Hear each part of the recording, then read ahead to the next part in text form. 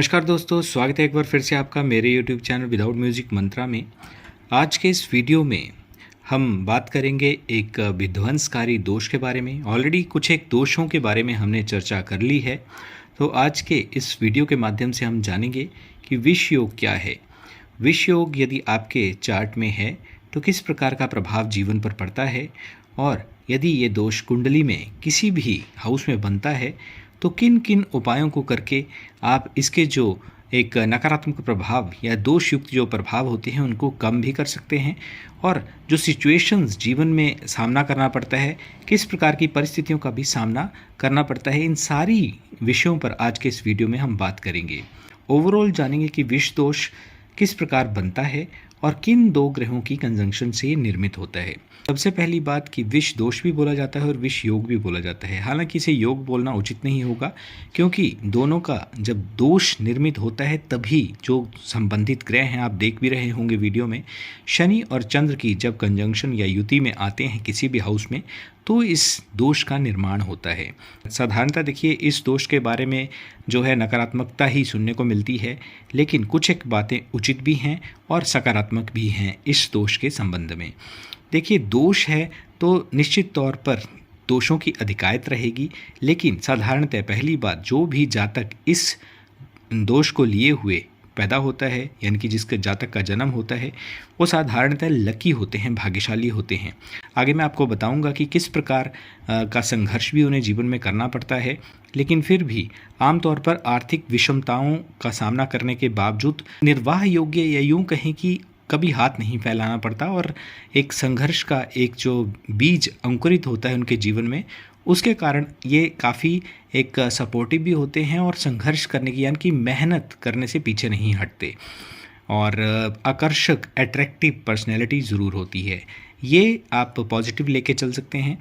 बाकी ओवरऑल अभी विष दोष का कैसे, किस हाउस में किस प्रकार का विशेषता प्रभाव मिलता है, उसके बारे में बात कर लेते हैं। सबसे पहले बात करते हैं कि किन दो ग्रहों की कंजंक्शन या युति के कारण ये दोष बनता है। आप जैसी वीडियो में भी देख रहे हैं कि चंद्र और शनि मैंने लिख रखा है, तो पहले जो ग्रह हैं वो हैं शनि और दूसरे ग्रह हैं चंद्र। माइथोलॉजी में जो कंसेप्ट है बहुत लंबा होगा, लेकिन ये जान लीजिए कि इन दो ग्रहों की जो युति है चार्ट में जब भी बनती है, कहीं ना कहीं तो होगी। तो देखिए, चाहे किसी भी हाउस में ये युति बनती हो, ये कंजंक्शन बनती हो, और इन दोनों ग्रहों का यदि दृष्टिवत संबंध भी बनता हो, तब भी इस प्रकार का प्रभाव देखने को मिलता है। और ये जो प्रभाव है कितना इम्पैक्टफुल होगा या प्रभावी होगा, इन दोनों की जो एक डिग्री है उस पर भी डिपेंड करता है। इन दोनों की जो डिग्री है उसमें यदि डिफरेंस जो है वो 12 डिग्री से कम है, यानी कि 5, 6, 7 डिग्री तक का ही डिफरेंस है दोनों ग्रहों की जो स्थिति है। मान लीजिए आपके जो शनि हैं वो 15 डिग्री पे हैं और आपके जो चंद्र हैं वो 7 डिग्री पे हैं, तो जो डिफरेंस हुआ मात्र 8 अंश का हुआ। तो इस कारण इसका प्रभाव उस कुंडली में पर्टिकुलर इंसान जो है, जातक जो हैं, उनके जीवन में सभी संबंधित विषयों में, और यदि कोई स्पेसिफिक जो हाउस है उससे संबंधित जो है वो देखने को मिलेगा। यदि संतान भाव में है तो उसका प्रभाव अलग रहेगा, और यदि आपके करियर हाउस में है तो उसका प्रभाव करियर से संबंधित दिक्कतों को उजागर करेगा। अब इस दोष के क्या कारण हैं और प्रभावित पूर्णतः किस प्रकार से करेगा, क्या लक्षण हैं, यदि आपको अपने चार्ट का पता नहीं है तो उसकी बात भी करते हैं। देखिए, शनि और चंद्रमा के मिलने से, जैसे मैंने पहले बताया, तो चंद्रमा आप सभी जानते हैं कि चंद्रमा जो हैं वो हमारे मन के कारक हैं, यानी कि हमारे जो भी हमारी सोच होती है, मन को शीतलता, कभी हम खुशी की अनुभूति करते हैं और कभी हम बहुत ज़्यादा डिप्रेस हो जाते हैं, तो उसके जो कारक हैं वो चंद्रमा हैं। तो सबसे पहले चंद्र का प्रभाव समझते हैं। किसका कारकत्व चंद्रमा के पास है? देखिए, माता का जो सुख व्यक्ति को मिलता है अपने जीवन में, वो चंद्रमा के अधीन आता है, चंद्र के पास है। आपकी किसी भी, चाहे वो धन से संबंधित हो या किसी जो एक आप दोष के कारण आप एक स्ट्रगल महसूस कर रहे हैं, लेकिन फिर भी आप सहनशीलता, आपको लोग सुनाकर चले जाते हैं लेकिन आप उसके विपरीत कोई शब्द नहीं बोलते, यानी कि सहनशीलता बनाए रखते हैं, अधीर नहीं होते हैं। कोई भी जो एक कार्य है उसको बड़ी जल्दी आप नहीं करते हैं, अधीर होकर नहीं करते हैं। अधीर ना होने का गुण जो है वो भी चंद्र देते हैं। मन को स्टेबल करना, यानी कि मन यदि आपका स्थिर रहता है, स्टेबल रहता है, तो उसके जो कारकत्व है वो भी चंद्रमा के पास है। मनसो जातक, तो मन की मजबूती चंद्रमा के पास है। मन से यदि आप खुश हैं तो खुशी की अनुभूति होती है। और यदि मन से आप खुशी नहीं है आपको, तो चाहे आपके पास करोड़ों रुपए हैं या आप किसी गेट टुगेदर या किसी पार्टी में भी आपके पास कितने भी लोग खड़े होंगे, लेकिन अंदर से यदि आपका मन बुझा हुआ है तो उस खुशी का है वो कितनी भी प्रफुल्लित करने वाला एहसास हो, लेकिन उसका एहसास नहीं हो पाएगा, यानी कि खुशी महसूस नहीं हो पाएगी। इसलिए चंद्र का बली होना बहुत ही आवश्यक होता है। सिर्फ यहाँ पे शनि और चंद्र के माध्यम से बनने वाले विष दोष के संबंध में आपको मैं बोल रहा हूँ, बल्कि वैसे भी ओवरऑल साधारणतः कुंडली में चंद्र का बहुत विशिष्ट प्रभाव होता है। क्योंकि यदि मन ही आपका मन से जो हार जाता है, आप जानते हैं, वो कुछ भी नहीं कर पाता, तो इसलिए चंद्रमा को बलि करना बहुत ज़्यादा आवश्यक होता है। वहीं बात करेंगे यदि शनि की, तो देखिए शनि यहाँ पर विष माना गया है और चंद्र जो हैं वो जल के द्योतक हैं। दोनों का जो मेल होता है उसके कारण विष का निर्माण होता है। तो यदि ये युति होती है तो स्पेशली यदि आप पहले से ही डिप्रेशन या जल्दी आप डिप्रेस हो जाते हैं, इसका एहसास आपको होता है, तो एंग्जाइटी लेवल जो है बहुत ज़्यादा बढ़ जाता है साधारण व्यक्तियों की अपेक्षा।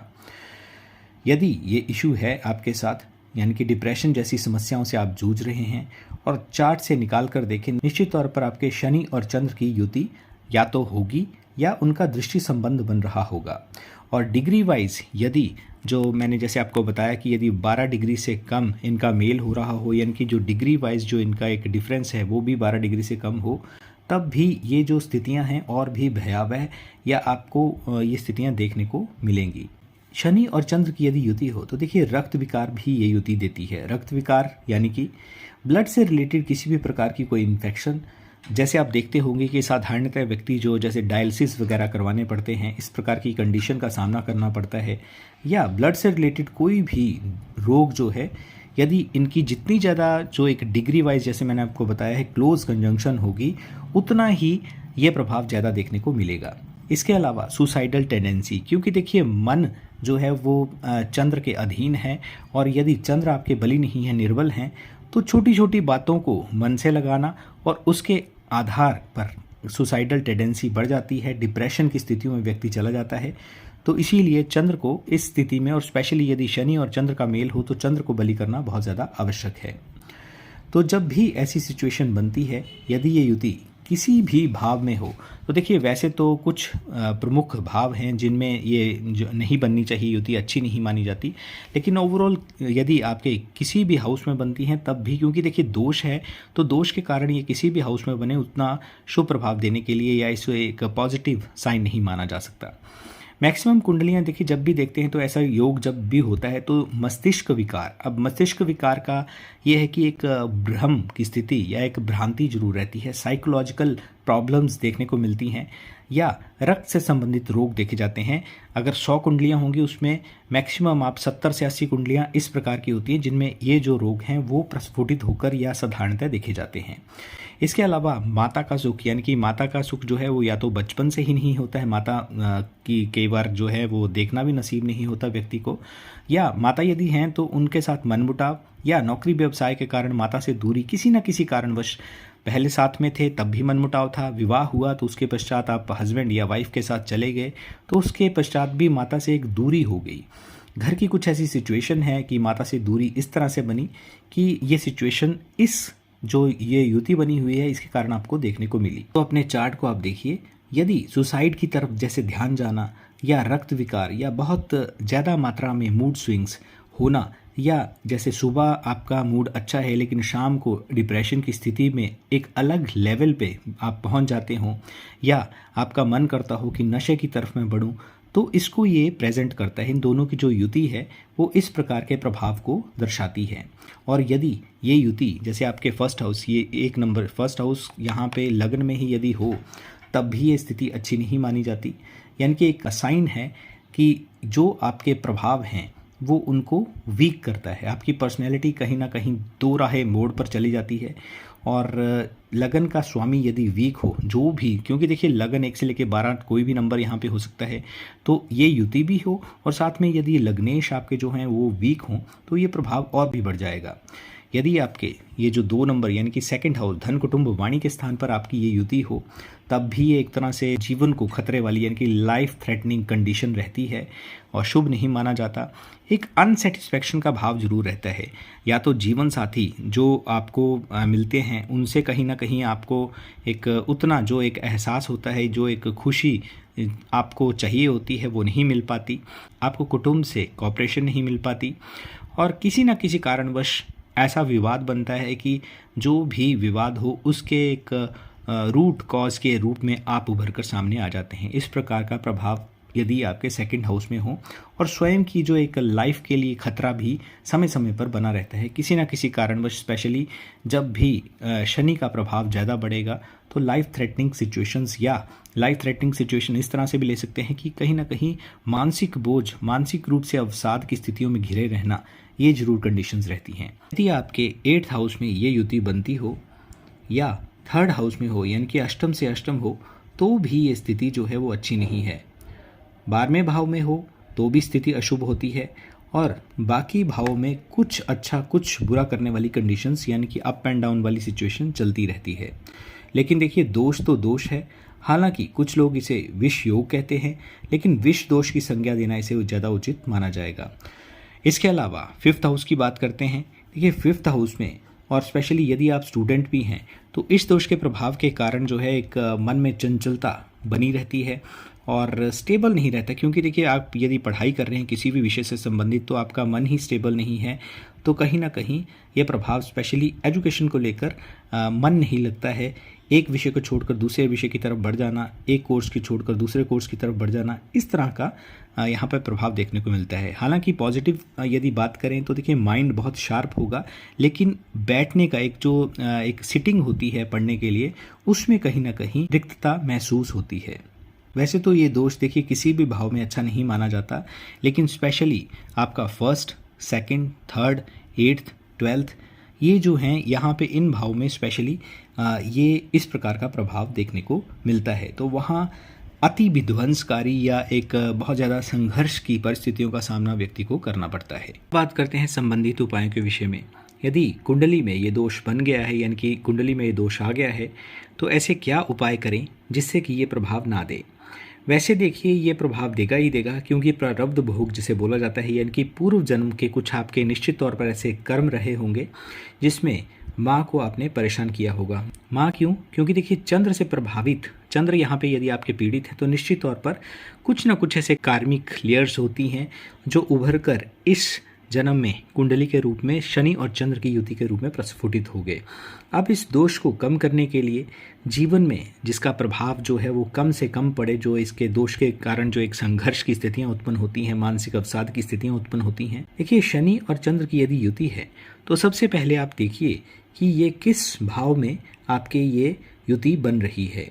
और यहाँ स्पेशली चंद्र को बलि करने पर ज़्यादा बल दिया जाएगा, क्योंकि नैसर्गिक रूप से भी शुभता प्रदान करने वाले होते हैं। और हालांकि उसमें भी देखिए, कुंडली टू कुंडली थोड़ा सा वेरिएशन रहेगी कि आपका जो चार्ट है, आपका जो लग्न है, वो किस ग्रह से संबंधित है, आपके जो दोनों ग्रहों की एक डिग्री वाइज जो एक डिफरेंस है वो कितना है, किस हाउस में बन रहा है, वो सारी चीज़ों का, नक्षत्र, किस नक्षत्र में आपके ग्रहों की स्थिति है, ये सारी चीज़ों का फ़र्क ज़रूर पड़ता है।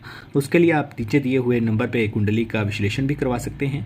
लेकिन यदि बात करें उपायों के संबंध में, तो देखिए, जिस भी भाव में आपके चंद्र और शनि की युति है, तो स्पेशली चंद्र को यदि आप बलि करेंगे और शनि के बल को कम करेंगे, यानी कि शनि को कमज़ोर करने का प्रयास करेंगे, तो आपके लिए ये सहायतार्थ रहेगा।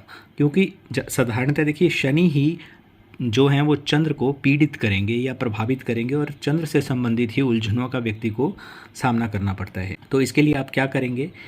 देखिए, शनि से संबंधित जितने भी आर्टिकल्स होते हैं, स्पेशली काली वस्तुएं, चाय पत्ती हो गई, उड़द हो गई, लोहा हो गया, या शनि से संबंधित आप जानते हैं कि लोहे के अलावा जैसे काला कपड़ा हो गया, इन आर्टिकल्स का आपको दान करना है, इन वस्तुओं का आपको दान करना है।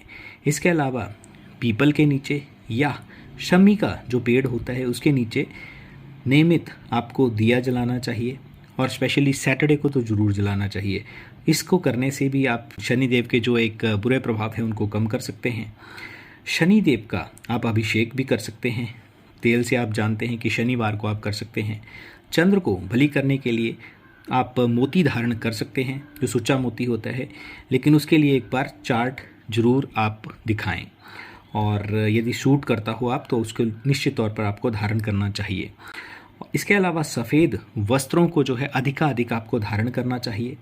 सफ़ेद वस्तुओं का जीवन में ज़्यादा से ज़्यादा, जैसे चावल हो गया, खीर बनाकर आपने वितरित कम करनी है, स्वयं ग्रहण ज़्यादा करनी है। इस प्रकार से आपको जीवन में ज़्यादा से ज़्यादा दूध का सेवन करें, दही का सेवन करें, आपको चंद्र को बलि करने के लिए श्रेष्ठ होगा। इसके अलावा चंद्र के बीज मंत्र को कम से कम 5 माला आप जाप जरूर करें।